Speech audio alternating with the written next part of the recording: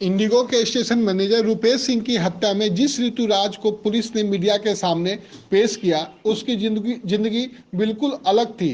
वह जयपुर से भूगोल में ग्रेजुएट है, अंग्रेजी नॉवेल का शौकीन है, पिता की करीब 4 करोड़ की संपत्ति का इकलौता वारिस है, लेकिन बाइक के शौक में वह बाइक चोर बन गया है।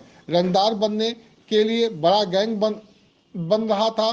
पिस्टल रखने का शौक चढ़ा तो मना करने पर पिता के सिर पर ही तमंचा तान दिया। यह सब कुछ पटना पुलिस कह रही है। इंडिगो मैनेजर के खाते में महज 20,000 रुपये होने की जानकारी मिली तो अपराध बोध में रुपेश सिंह की पत्नी के नाम जमीन लिख देने की सोच रहा था। हर हरकत में कुछ न कुछ रोचक कहानी है। मनोरंजन सिंह नौबतपुर में ईंट भट्टा चलाते हैं। मूल रूप से धनरुआ के धमौला गांव के रहने वाले, लेकिन परिवार को लेकर पटना के रामकृष्ण नगर थाने के तहत कन्हाई नगर के रोड नंबर 2 में रहते हैं। यहां पर उन्होंने काफ़ी प्रॉपर्टी खरीद रखी है। खुद का बड़ा घर बना रखा है जिसकी कीमत 3 से 4 करोड़ के करीब है। 28 साल का ऋतुराज मनोरंजन सिंह का इकलौता बेटा है, मगर मनोरंजन सिंह अपनी इकलौते संतान को संभाल नहीं पाए। इस बात को उन्होंने पुलिस के सामने भी कबूला है। उन्हें अब यह मलाल हो रहा है कि समय पर बेटे को संभाल लिया होता तो आज यह दिन नहीं देखना पड़ता। ऋतुराज के साथ साथ पुलिस ने उसके पिता को भी पूछताछ के लिए अपनी कस्टडी में ले रखा था। एक महीने में 4 से 5 बाइक की चोरी ऋतुराज खुद से करता था। उन पर पहले खुद घूमता था, बाद में बेच देता था। हर 10 से 15 दिन में बाइक बदलता था। बाइक की चोरी करते करते उसे पिस्टल रखने का शौक हो गया। 1 साल पहले उसने पिस्टल और गोली खरीदी थी। धीरे धीरे उसने पटना के अलग अलग इलाकों में युवा बाइकर्स की एक सर्किल बना डाली। इसे बड़ा रंगदार बनने का शौक चढ़ गया। बाद में उसने एक पिस्टल और 2 कट्ठा जमीन खरीदी थी।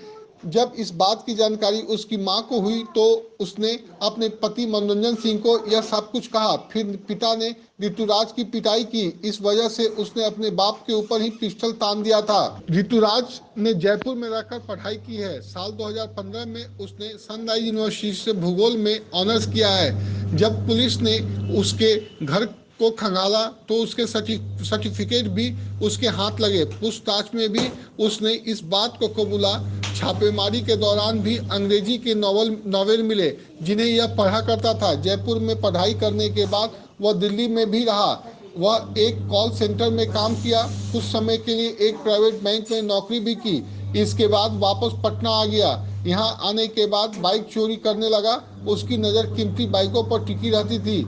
ऋतुराज की शादी हो चुकी है। 1.5 साल की एक बेटी भी है, लेकिन पत्नी और बेटी को अपने साथ नहीं रखता था। दरअसल कन्हाई नगर के आदर्श नगर में अपने घर से ही चंद कदम की दूरी पर ऋतुराज ने खुद का एक आशियाना बना रखा था। इस घर में वह अकेले रहता था।